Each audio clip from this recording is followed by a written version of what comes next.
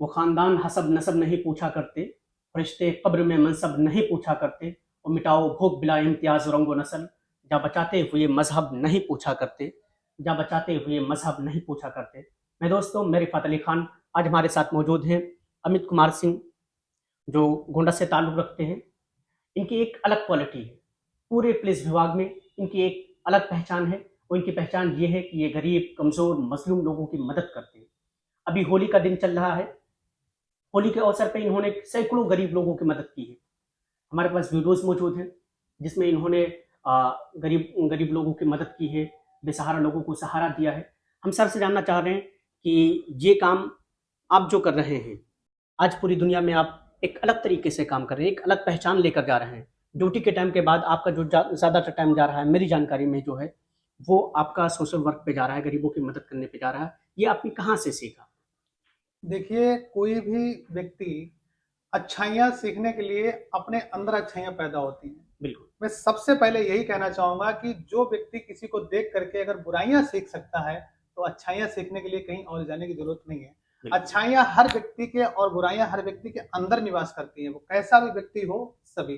तो अंदर से भाव एक प्रकट होता है कि मेरी स्थिति आज क्या है और मैं सामने वाले की स्थिति को मुझसे कैसे परिवर्तन हो सकता है, तो उसके व्यक्तित्व पर डिपेंड करता है। तो मैंने खासकर कोई चीज़ें कहीं से बहुत सीखी नहीं है, ये मैंने अपना व्यक्तित्व अपने आप में ऐसा पैदा किया है कि मैं हर व्यक्ति को समान तरीके से समझूं और देखूं, और समाज की सेवा किस तरीके से किस व्यक्ति को चाहिए मेरी सेवा उस लेवल की मैं करता रहता हूं।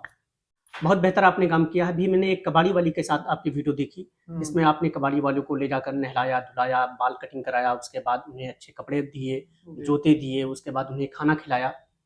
एक बहुत ही बेहतरीन काम आपने किया, और उसके बाद होली का एक बेहतरीन संदेश आपने पूरे देश को दिया।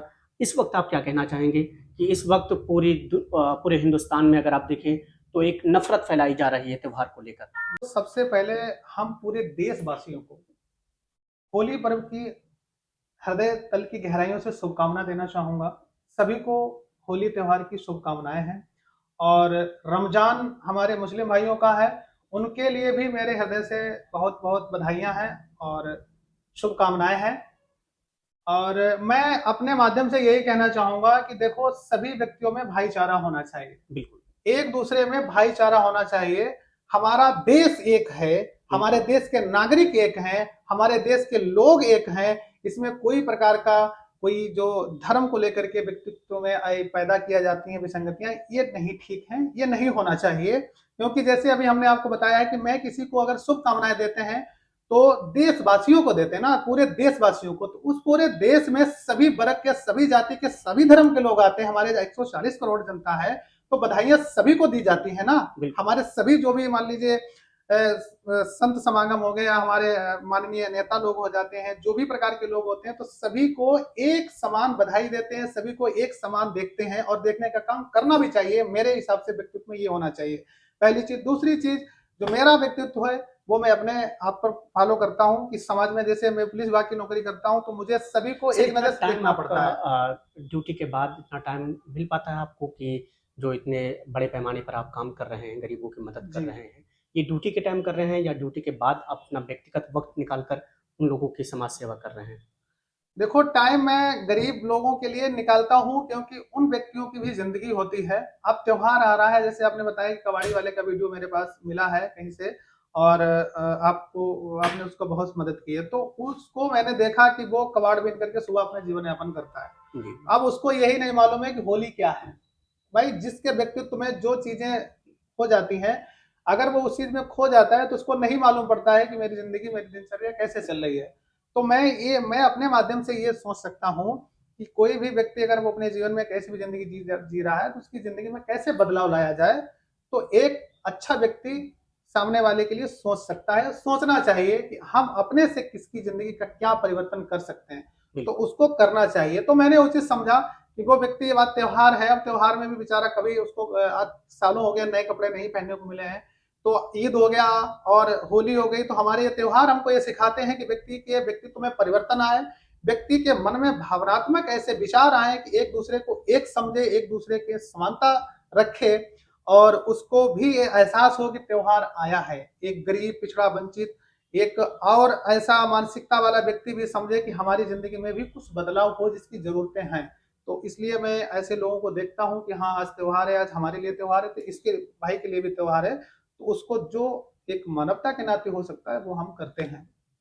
बिल्कुल होना भी चाहिए, क्योंकि त्योहारों हमें हमें ये पैगाम देते हैं कि हम गरीब कमज़ोर लोगों की मदद करें। हाँ। ईद है, ईद में हम मुस्लिम समाज में कहा जाता है ज़कात व फ़ित्रा निकाला जाता है। ज़कात व फ़ित्रा का कॉन्सेप्ट यही है कि गरीब कमज़ोर लोगों की मदद करना। हम्म। होली में गिफ्ट दिए जाते हैं और बहुत सारी चीज़ें दी जाती हैं ताकि गरीब कमज़ोर लोगों की मदद हो सके। तो आज जो आप काम कर रहे हैं, ये पूरे हिंदुस्तान के लिए एक बेहतरीन पैगाम है कि आज नफ़रत का ज़माना नहीं बल्कि मोहब्बत का ज़माना है। आज हम मोहब्बत के ज़रिए गरीबों की मदद कर सकते हैं, कमज़ोरों की मदद कर सकते हैं और एक बड़े तबके को जो कमज़ोरी की ज़िंदगी गुजार रहे हैं, गरीबी की ज़िंदगी गुजार रहे हैं, उनको गरीबी रेखा से निकाल कर हम एक अच्छी समाजी ज़िंदगी दे सकते हैं। जैसा कि ये काम हमारे अमित कुमार सिंह कर रहे हैं और ये हमारे गोंडा से ताल्लुक़ रखते हैं और बड़ी तादाद में ये गरीब कमज़ोर लोगों की मदद कर रहे हैं।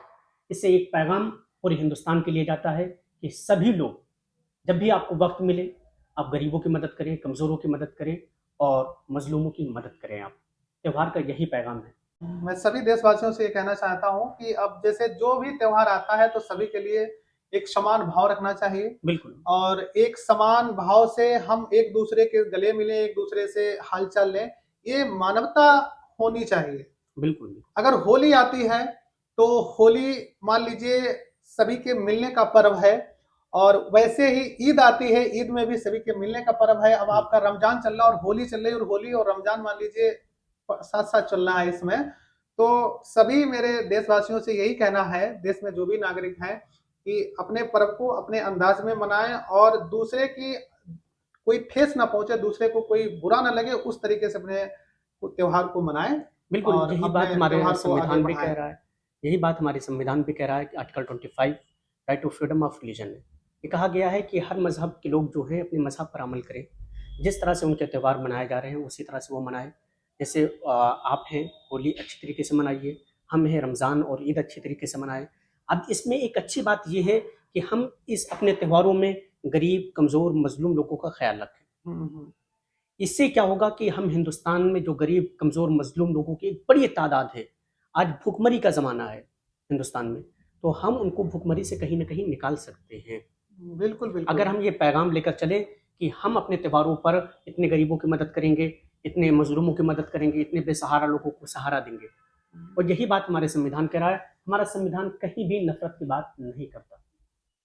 देखिए, मनुष्य के अपने भाव अपने अंदर पैदा होते हैं, विचारधाराएँ अपने अंदर पैदा होती हैं। त्योहार हमारे हमको ये सिखाते हैं कि हम कुछ नए बने बिल्कुल, और जब हम कुछ नया बने, तो सामने वाला अगर नया नहीं हो पा रहा है, तो उसके जीवन में हमसे क्या बदलाव हो पा रहा है, वो करते रहना चाहिए हर व्यक्ति को।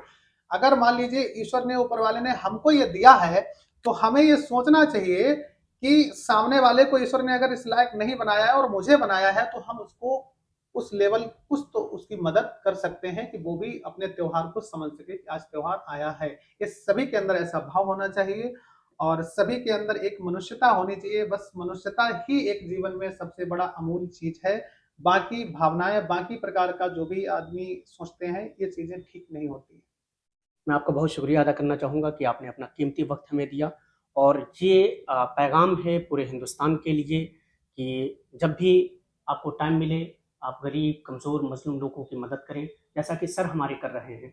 सर के सैकड़ों वीडियोज़ हैं जो जिसमें ये गरीब, कमज़ोर लोगों की मदद करते हुए नज़र आ रहे हैं। एक अलग पहचान है पूरे गोंडा में। आज लोगों को सर से सीखना चाहिए, ये हिंदुस्तान मोहब्बत का हिंदुस्तान है, ये नफ़रत का हिंदुस्तान नहीं। इसी मौके पर मैं तमाम हिंदुस्तानियों से कहना चाहता हूँ कि कल जो होली का दिन है और जुमा का दिन है, ये पूरे हिंदुस्तानियों के लिए इम्तिहान का दिन है। क्या हिंदुस्तान चंद लोगों की नफरत के बहकावे में आकर अपने त्यौहार को खराब करेगा या फिर मोहब्बत का पैगाम देगा? कल तमाम हिंदुस्तानियों के लिए, चाहे वो हिंदू हैं या मुसलमान हों, उनके लिए इम्तिहान का दिन है। आप मोहब्बत के साथ इस त्यौहार को मनाइए और हिंदुस्तान में मोहब्बत फैलाइए। त्योहार जो है, कोई भी है और यह देश है, इसमें कोई धर्म को लेकर के कोई बात नहीं आनी चाहिए। बिल्कुल, हिंदुस्तान में हमारे हिंदुस्तान यानी सभी वर्ग, सभी जाति, सभी बिल्कुल, धर्म बिल्कुल। बराबर होने चाहिए, सभी को समान रूप से देखना चाहिए। सभी को धन्यवाद, नमस्कार।